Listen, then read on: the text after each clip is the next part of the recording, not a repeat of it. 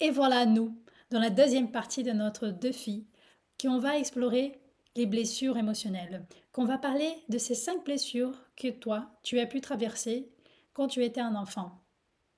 Les blessures, pourquoi c'est important de parler de ça? Parce que les blessures, elles vont définir notre attitude. Et les attitudes, elles vont définir nos comportements et nos actions.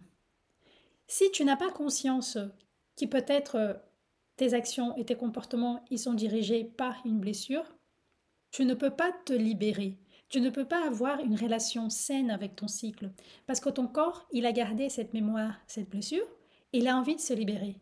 Et donc encore une fois, il va se libérer en te dérangeant, dans le confort. La transformation, elle demande de rentrer dans la zone de inconfort. C'est classique, hein, on a déjà entendu parler de la zone de confort. Donc c'est exactement ça où on va y aller avec douceur. Parce que quand on parle d'émotions, on parle des sensibilités, on parle des choses qui nous ont touchés. Donc la première émotion que je souhaite parler, la première blessure, c'est la blessure du rejet. La réjection, elle peut nous traverser quand par exemple on a une grossesse non désirée. Quand on a un souhait, nos parents, ils ont souhaité avoir un garçon, mais à la place, c'était toi. Cette blessure de l'eau, du rejet, du refus, c'est comme si en quelque sorte cette personne, elle n'est pas bienvenue. Donc on parle aussi d'autres aspects du rejet. La racine, elle peut être cette sensation de ne pas être accueillie. Quand les premiers appels d'attention et d'affection n'ont pas été entendus, pleurs qui ont été ignorés, besoins émotionnels qui ont été invisibles.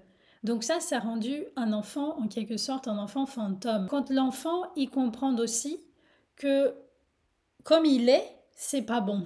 Donc il va essayer d'être une autre personne qu'il n'est pas pour ne pas se sentir rejeté. Parce que la façon dans laquelle il est, c'est pas approuvé, c'est pas cool, c'est pas bien, donc je le rejette. Et à l'âge adulte, qu'est-ce qui se passe chez cette femme? Cette femme, elle grandit avec une vide profonde à l'intérieur d'elle. Elle va être dans la recherche constante d'une approbation du monde extérieur. C'est comme si elle doit prouver qu'elle mérite d'exister. Elle va se sentir très facilement la exclue du groupe, comme si elle était une étrangère, comme si elle n'avait pas de place, qu'elle ne trouvait pas sa place dans le groupe. Elle va développer un perfectionnisme qui va être motivé par cette peur de se faire réjecter à nouveau. Donc il faut qu'elle soit toujours parfaite. Et elle va avoir tendance à cacher ou à diminuer sa lumière. Elle va avoir peur de jaillir d'elle-même parce que elle ne veut pas attirer l'attention, parce que si elle attire l'attention, qui elle sait qu'elle a été rejetée, qu'elle n'a pas de place de telle qu'elle est, donc elle va risquer d'être rejetée à nouveau. Tout simplement parce qu'elle a cette déconnexion entre ce qui elle est pour de vrai, ce qu'elle est venue apporter au monde, et ce que les autres attendent d'elle. Et qu'est-ce que ça va se passer au niveau de cette blessure si elle est très forte, si elle est très puissante, si elle génère ta vie? Comment ton corps il va exprimer qu'il a un déséquilibre, qu'il va pas bien et qu'il a besoin que tu l'écoutes et que tu soignes cette blessure? La blessure du rejet, elle peut bloquer ton utérus, elle peut bloquer l'énergie de tes ovaires. Donc tu peux avoir cette difficulté en fait à concevoir tes créations.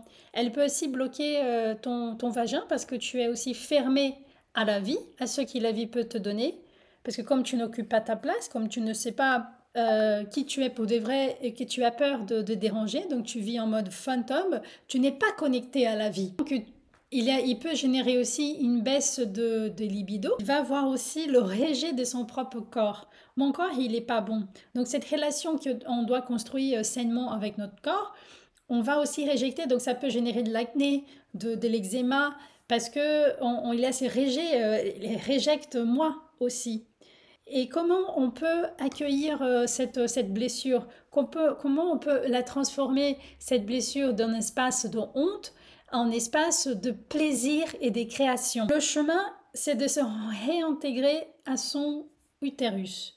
c'est de aller à cet espace et rappeler qui tu as une place dans le monde, qui ta voix elle est importante, qui toi tu comptes au monde, qui tu peux parler, qui tu peux exprimer tes besoins, qui c'est ok de occuper enfin ta place. Tu peux faire un travail de respiration, d'accueillir ton utérus, de être là, de sentir, de se remémoriser avec où tu étais avec cet enfant, donc faire un travail d'imagination actif et de l'accueillir et de lui dire tu as de la valeur, tu as de la place, je t'aime tel que tu es bienvenu, tu es intégré, parce que le rejet, l'opposé du rejet, c'est l'intégration. Donc c'est d'intégrer cette entièreté en toi. Exprimer la puissance de ton corps, d'être en phase avec ton corps, de te regarder devant le miroir et dire je te ne rejette plus.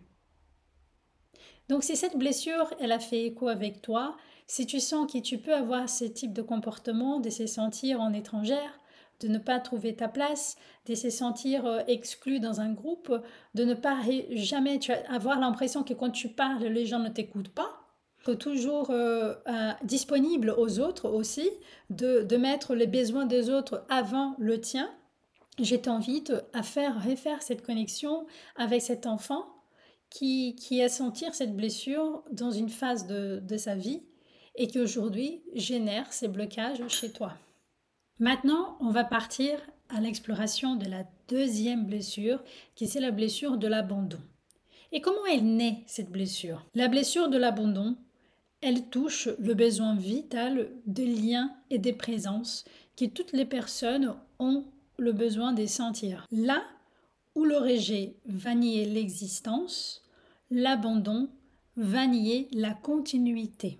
Oui, tu existes, mais je ne reste pas avec toi. C'est une peur viscérale de se sentir seul, ne pas avoir de soutien, sans bras pour contenir, sans force pour avancer tout seul. Cette blessure, elle va s'installer chez l'enfant quand il va vivre une séparation précoce, soit le divorce de ses parents, soit en hospitalisation, soit une absence d'un parent, soit un décès. Elle peut être générée aussi par une absence instable, c'est-à-dire que un parent ou une personne qui prenait soin de cet enfant, il y a une relation dont il a une présence, il ressent une présence très fusionnelle dans un moment, et dans un autre moment, cette présence, elle est complètement absente, elle n'existe plus. Il va être sans repère en fait, parce qu'il n'a pas un équilibre, une harmonie dans cette présence de cette personne. Dans cette jonglerie d'affection, elle va ressentir que ces besoins-là d'affection, il n'est pas régulier, ni fiable, et ni stable. Et dans l'inconscient, ça va s'imprimer la croyance suivante. Je ne peux pas compter sur personne, je serai toujours laissé de côté. Et comment cette blessure, elle va façonner la femme adulte? Elle va porter cette peur d'abandon, cette peur des solitudes dans ses relations. Ainsi, elle va avoir une dépendance plus persistante au niveau affectif pour avoir cette panique d'être quittée, d'être abandonnée, d'être laissée de côté. Et qu'est-ce que ça va se passer? Tout simplement, cette femme, elle va avoir une difficulté de rester seule. Elle va avoir ce besoin constant de remplir ce vide intérieur par la présence des autres. Soit c'est la présence physique de quelqu'un, soit elle va remplir ces vides au boulot, dans la nourriture, dans les réseaux sociaux, tout ce qui va lui éloigner de la blessure de l'abandon, elle va le remplir avec quelque chose que à long terme, ça peut être nuisant pour sa santé. Et il y a aussi une autre particularité dans le type de comportement des personnes qui ont cette blessure, c'est une oscillation entre la fusion et le rejet. Soit je m'attache trop, puis je me méfie. Soit j'abandonne avant de me faire abandonner. Et comme cette dépendance affective, elle est tellement forte qu'il a peur aussi que leur relation, elle touche à la fin, ça lui fait flipper plus que d'autres personnes. Le comportement aussi qui va dicter la vie de cette femme, c'est le mot sacrifice. Je me sacrifie pour le bien-être des autres. Parce que si je les garde tous à côté de moi, je ne serai pas oublié, je ne serai pas quitté, je ne serai pas abandonné. Donc il a aussi un sourdon de soi. Il peut avoir aussi ce besoin constant de mettre le besoin des autres avant que le sien. Et au niveau énergétique, comment cette blessure, elle peut bloquer les canaux énergétiques du corps. Dans le bas du ventre, elle va générer des fissures. Elle va générer ce besoin de se remplir de quelque chose. Mais sauf que le corps, il ne peut pas se surcharger. Et ainsi, il peut avoir tendance à avoir une menstruation plutôt abondante ou irrégulière parce que le corps, il va pleurer en quelque sorte de cette absence. Et cette sensation de vide, elle va aussi vider l'utérus. Donc il peut avoir des problèmes dans l'ovulation parce que l'utérus, il ne se sent pas capable et prête pour accueillir cette vie. Dans la perception de la médecine traditionnelle chinoise, la blessure de l'abandon, elle va générer une instabilité énergétique au niveau de la rate et du cœur, ce que va causer un manque de stabilité émotionnelle qui va se transformer soit dans une personne assez anxieuse parce que le peur de ne prévoir le futur, de ne savoir pas ce que va se passer si cette personne, elle va m'abandonner. Donc ça peut générer l'anxiété à ce niveau-là et aussi une fatigue parce que on se donne trop, on dépense toute ton énergie à s'accrocher aux autres, à cette dépendance. Donc la dépendance vis-à-vis de l'autre, en fait, c'est très subtil aussi, hein, parce que quand je parle de dépendance, on peut y croire que nous sommes très dépendantes. Donc, par exemple, moi, quand j'ai commencé à faire ce travail, oui, j'ai détecté que j'avais la blessure du rejet et de l'abandon, mais je me suis toujours sentie une femme indépendante et émotionnellement des autres. Mais quand je me mettais dans une relation, j'ai compris que cette peur de l'abandon, elle venait mais hantée en quelque sorte, et je n'ai jamais réussi à acquitter un couple dans une relation. C'est moi qui se faisais toujours en quelque sorte rejeter et abandonner. Et parce que j'avais cette blessure en moi. Cette croyance de se dire non, je suis une femme indépendante, je dépends de personne et tout, c'est aussi une façon de l'ego nous protéger et de nous mentir nous-mêmes. Mais sauf que le corps, il ne ment jamais. Et les émotions, si elles sont là, elles vont sortir par le corps, par nos actions, par nos attitudes. Je t'invite à observer comment cette blessure, est-ce que ça résonne avec toi ou pas.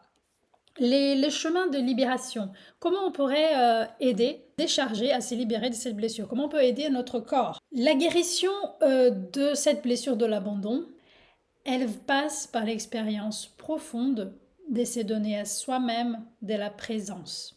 De la présence qu'on attendait que les autres nous donnaient. Ça va être toujours une relation dans n'importe quelle blessure de prise de conscience de comment elle guide notre vie et s'en occuper de nous-mêmes.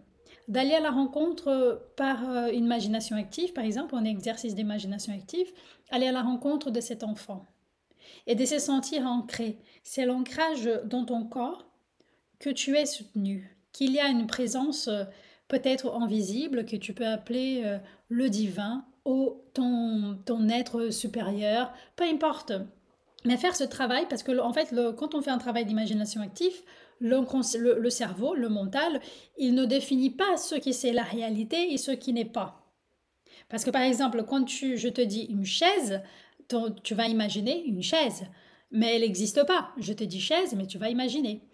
Et donc, quand on fait ce travail-là, on peut donner des signes à notre corps que oui, on est accueilli, que oui, cet enfant, il ne sera pas abandonné parce que toi, en tant que femme adulte, tu es là pour être avec lui. Et aussi, cette connexion avec ton utérus, dit tu es rempli de vie, tu es rempli de joie. Fais des respirations pour se connecter à cette présence. Et le message final que je souhaite te transmettre, c'est que la peur de l'abandon, elle va avoir comme résultat le dernier abandon, qui c'est l'abandon complet de soi.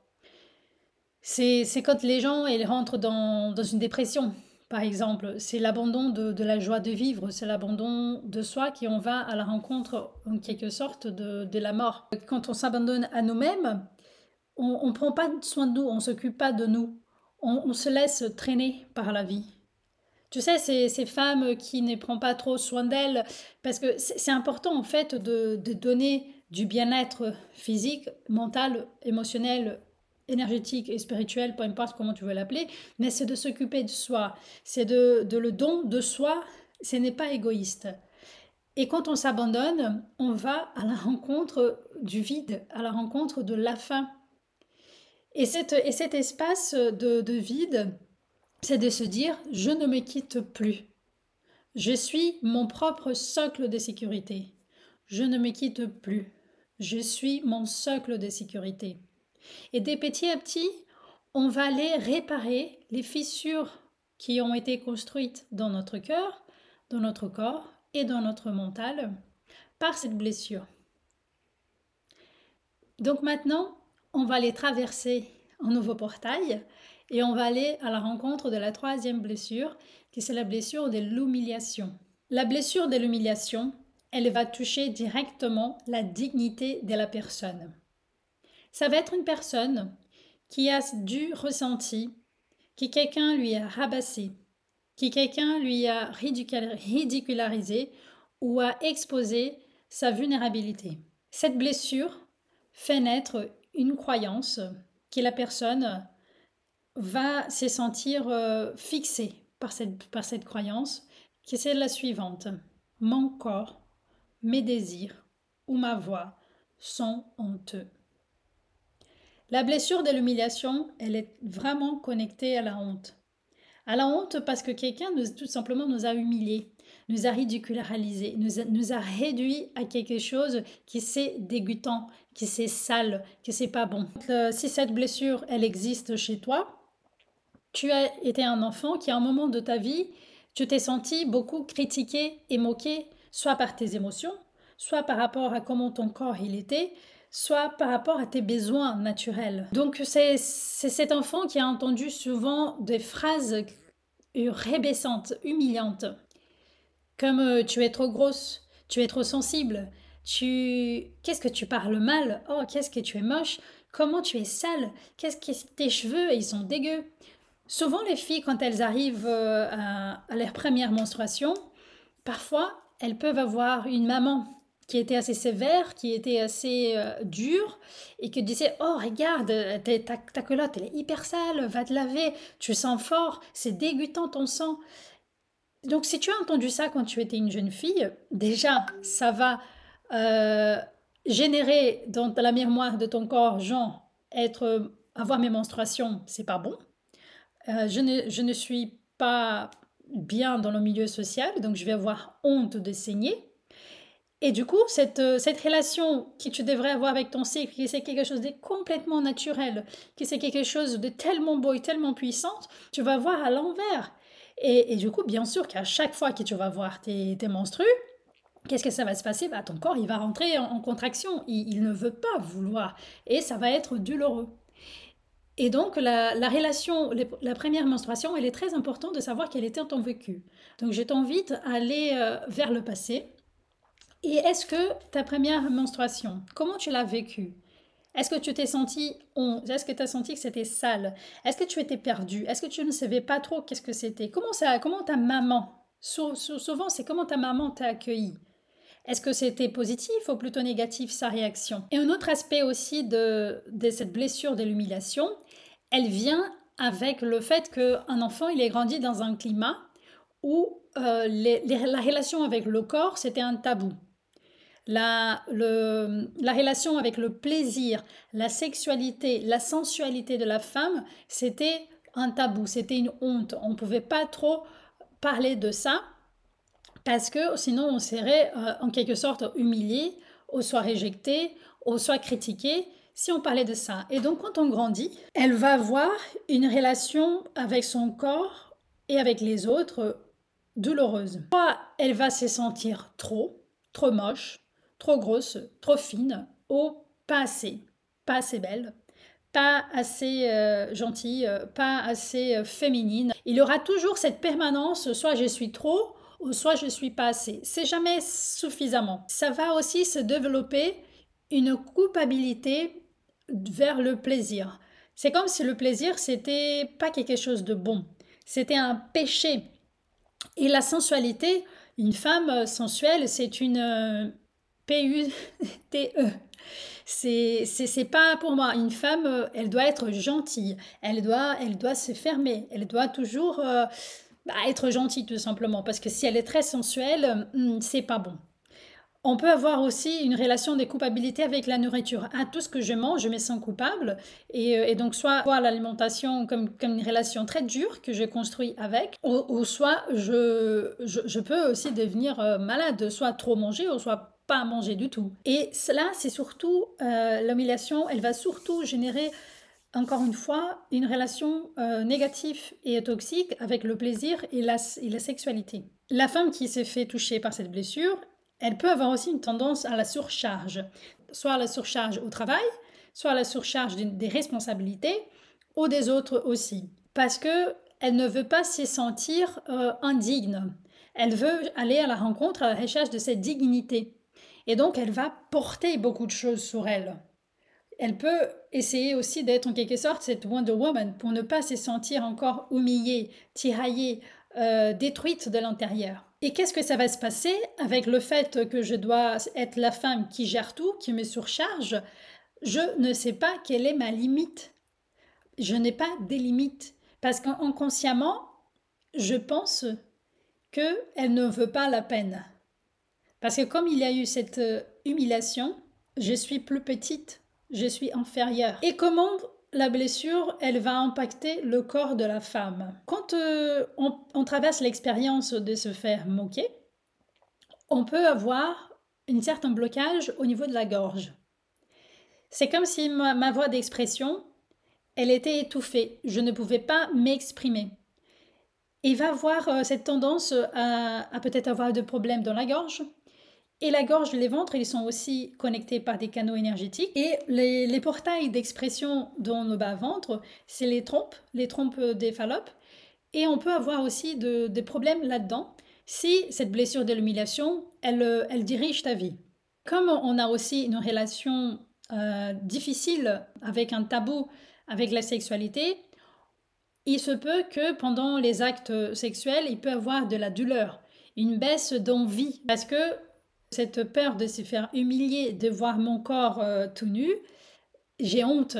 Le ventre, il va porter le poids dans l'utérus et que la gorge, elle ne peut pas exprimer sa voix. Et donc, ça va être une femme qui va stocker ses émotions et pour se protéger, elle peut prendre du poids plus facilement et avoir du mal à le perdre parce que la blessure, elle est là. Et quel est le chemin de libération de la blessure, de l'humiliation? C'est de rendre au corps l'honneur du plaisir. C'est de honorer le plaisir de la vie. Parce que ce n'est pas par hasard, je ne sais pas t'expliquer pour quelle raison, mais le corps de la femme, nous avons le clitoris. Le seul objectif du clitoris, c'est de donner du plaisir à la femme. Il n'existe que pour ça. Il y a plus de 70 000 terminaisons nerveuses dans cet organe, qui est très peu connu et qu'il y a un super tabou derrière et qui existe dans ton corps. Donc pourquoi y a-t-il les clitoris chez la femme? On peut se poser cette question. Mais sauf que comme on s'est construit, on s'est bâti notre personnalité pour se déconnecter complètement de notre corps et que le plaisir, c'est un tabou, c'est genre le devoir, les responsabilités avant le plaisir, et que si on prend trop de plaisir, ce n'est pas bon, ce n'est pas bien vu, on va toujours être soumis, être en prison de ces blessures. Quand on relaxe et on apprend à vraiment prendre plaisir, on va voir que le corps, il va dire merci. C'est parce que tout ce que j'ai besoin, c'est de faire circuler cette énergie. Et c'est par la voie du plaisir qu'on va guérir la blessure de l'humiliation. Et qu'est-ce que je pouvais te proposer comme un rituel de guérison? Regarde-toi devant le miroir et tu t'es dit, je suis digne de plaisir. Je suis digne d'amour. J'honore et je vénère mon corps de femme. Il n'y a rien de honteux chez moi. Je rends honneur à ta beauté. Merci de m'avoir accueilli, merci de m'avoir donné ce corps. Et aujourd'hui, je prends soin de lui et je communique mes besoins. Je dis, je parle ma voix, j'impose des limites. Je sais ce que je veux. Je ne me laisse plus aller. Je me permets le plaisir de vivre. Pour résumer, la blessure de l'humiliation, elle vole le droit d'exister dans un corps de femme avec honneur et plaisir. La guérison, elle vient quand la femme, elle rétablit cette relation sacrée avec son corps. Son corps, c'est un temple qu'elle va prendre soin, qu'elle va occuper et qu'elle va aimer tout simplement et lui donner du plaisir qu'il mérite, du plaisir harmonieux, du plaisir sacré. C'est transformer la honte en dignité et proclamer « Mon ventre est temple, ma voix est vérité, mon plaisir est sacré. » Ça, c'est la voie de la guérison, de la blessure, de l'humiliation. Et maintenant, on va passer à la prochaine blessure, qui c'est la blessure de la trahison. La blessure de la trahison, elle va toucher les liens de confiance. Là où l'abandon fait craindre la solitude, la trahison fait craindre la rupture de promesse, la déception. Elle va installer une vigilance constante chez cette personne parce qu'elle va y croire que sa loyauté, elle sera toujours brisée. On ne peut pas faire 100% confiance à quelqu'un. On doit toujours être dans nos gardes et se préparer pour être trahi. Et comment cette blessure, elle va s'ancrer chez l'enfant? Soit l'enfant, il a témoigné de l'infidélité, des promesses non tenues, les figures d'autorité, les parents, les éducateurs, ils ont brisé la confiance de l'enfant.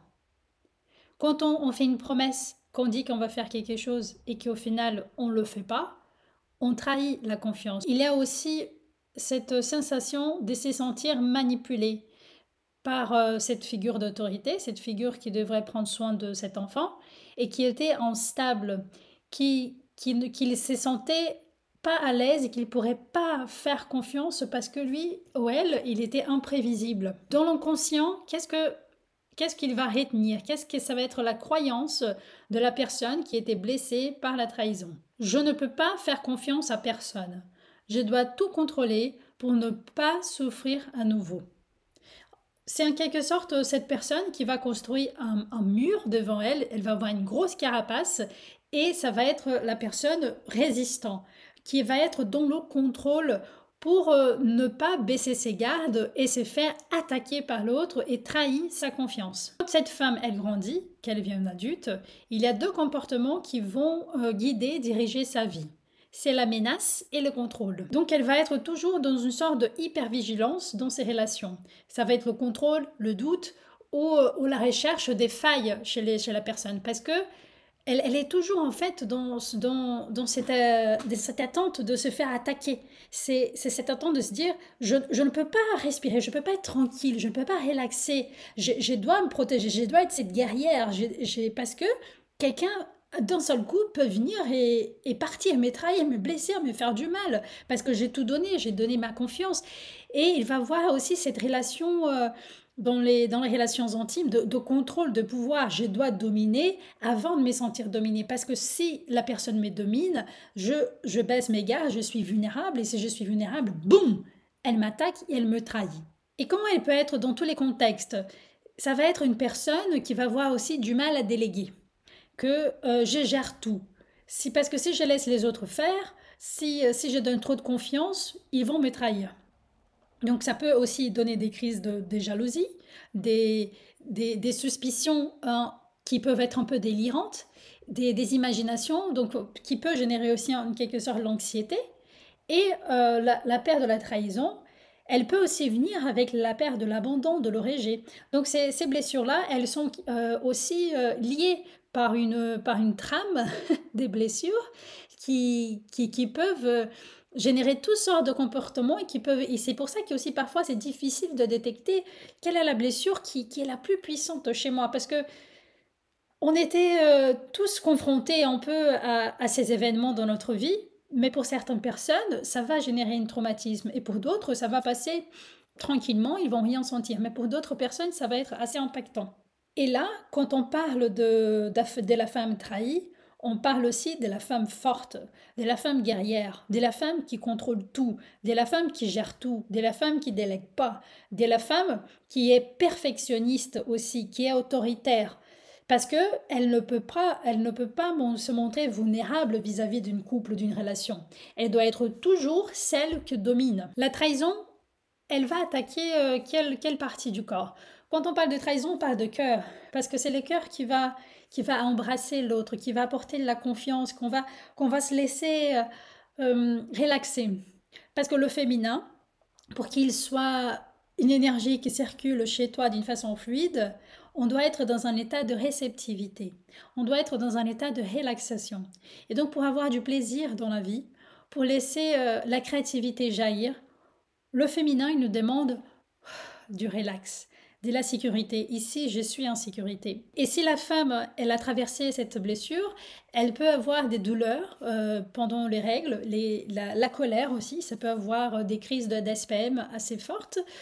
Elle peut avoir des troubles de la menstruation qui vont être liés aussi au stress, une surcharge de stress qui va générer encore, qui peut avoir des infections aussi, avoir des kystes. Cette énergie de colère qui soit elle refoule et qui ça rentre dans son corps, c'est intériorisé, ou soit ça va être explosé. Et dans la médecine traditionnelle chinoise, la trahison, elle est liée au foie. Parce que le foie, c'est où on garde la colère, la frustration. Quand on se fait trahir, souvent, on est en colère, on n'est pas content, on se sent blessé parce que notre confiance, elle était trahie tout simplement. Le cœur, il va générer cette manque de paix intérieure. Et du coup, tu vas avoir des tendances à avoir des règles douloureuses. C'est comme si le corps, il vit dans un état de contraction parce qu'il ne peut pas relaxer. Il doit rester vigilant tout le temps et c'est comme si toutes tes cellules, elles étaient en panique. Et bien sûr, ton utérus, qui c'est cet endroit qui doit relaxer, tu peux avoir aussi une manque de production, par exemple, de progestérone, parce que la progestérone, c'est l'hormone qui va permettre de te relaxer, que tu dors mieux.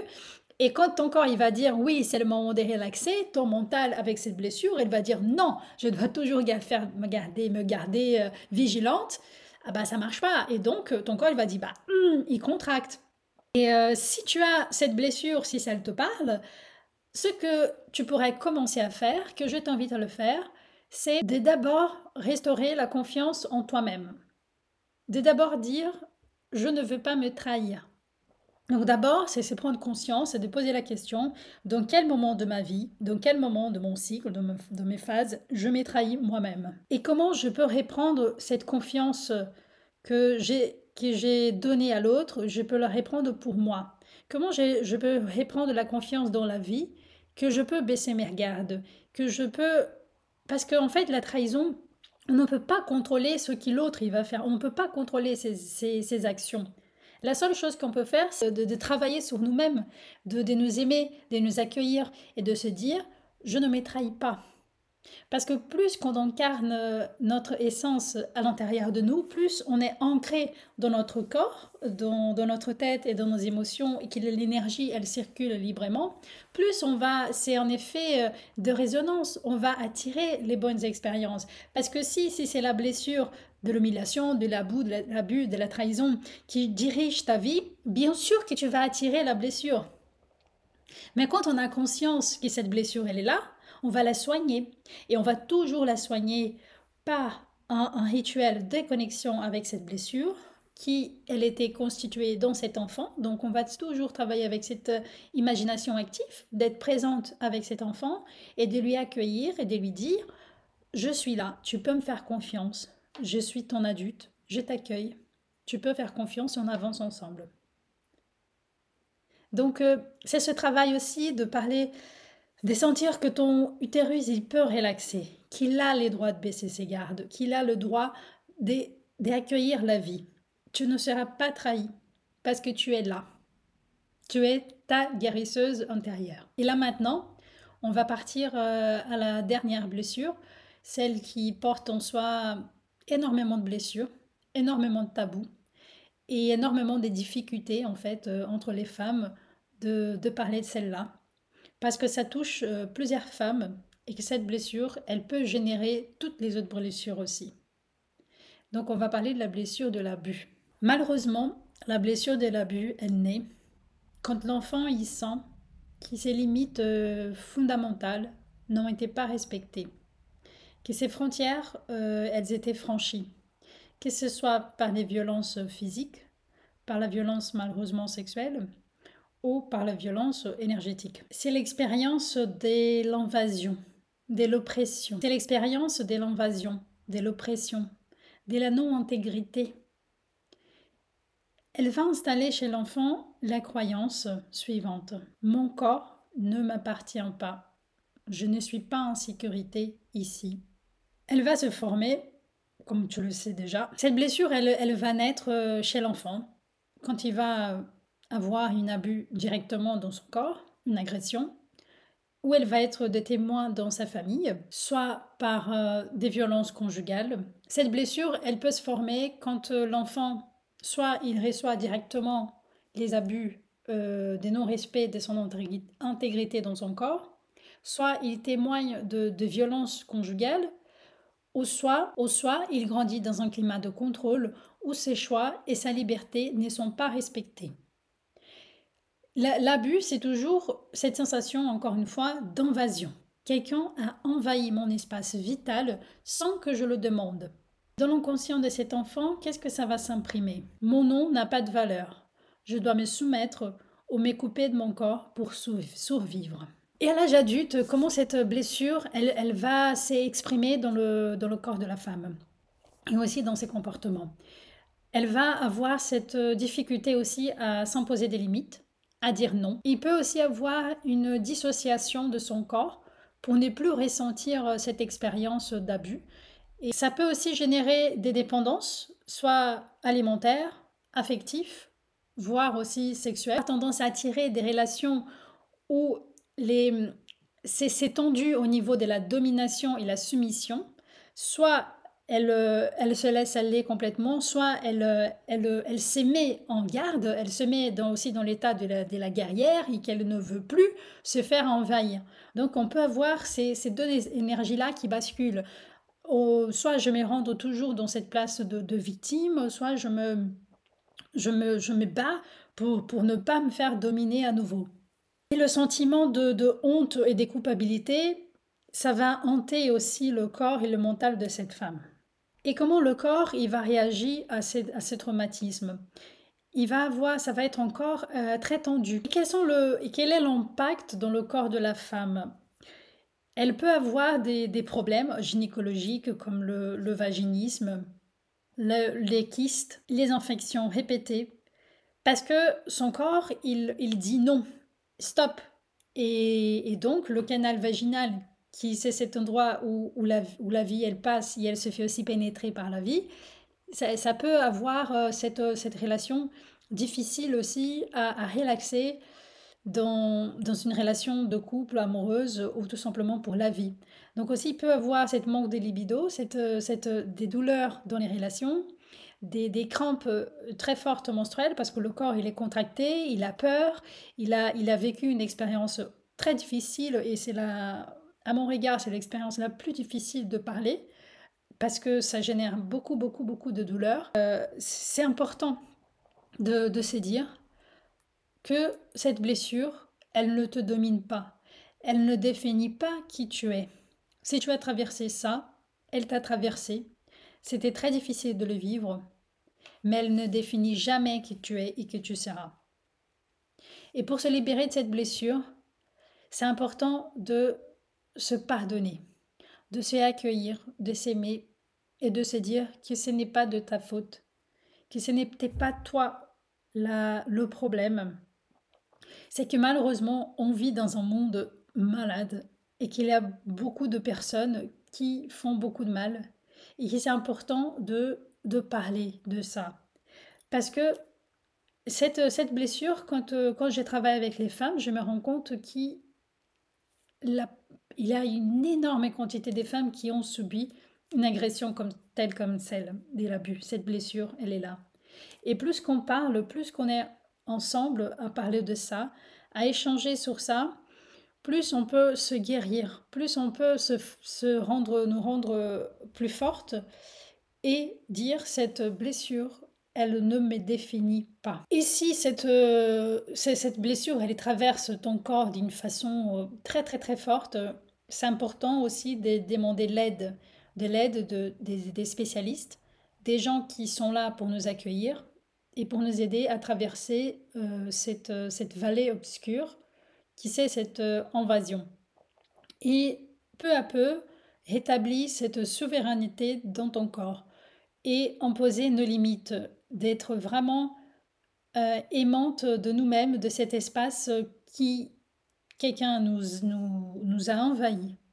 Aussi faire ce travail qu'on va se connecter avec cet enfant et qu'on va lui protéger, qu'on va donner une nouvelle signification de ce vécu. En essence, la blessure de l'abus, elle va fracturer ce sentiment de souveraineté et de sécurité. Et cette guérison, elle va revenir lorsque déjà on parle, on échange avec les autres et qu'on ait conscience que cette blessure, elle ne définit pas qui je suis et que mon corps, c'est cet temple sacré que je vais les respecter et que cet espace, il n'y a que moi qui veut dire où quelqu'un peut rentrer ou pas. C'est mon corps, il m'appartient. Je suis cette puissance que personne peut venir sans mon accord. Et on arrive à la fin des 5 blessures qui on a traversées. Ce n'était pas facile, donc c'est pour ça que c'est un défi. Mais si je suis là, je me suis challengée aussi parce que j'ai déjà traversé, je pense que quasiment toutes les blessures, je l'ai eues. Et si je suis là, vivante, et que je partage ça avec plein d'amour et plein de douceur, c'est parce que oui, c'est possible de faire face à ces blessures, c'est possible de les soigner. Et on est là ensemble pour travailler ces blessures. On a les moyens pour vraiment, vraiment être la femme qu'on souhaite être, de mieux se connaître, de mieux s'aimer. Et dans la prochaine phase, on va parler de la personnalité, de nos croyances, de notre mental. Comment ces croyances, elles dirigent notre vie et quels sont les moyens qu'on peut mettre en place pour réduire la puissance de ces croyances. À la prochaine vidéo et je te souhaite d'un bon exercice.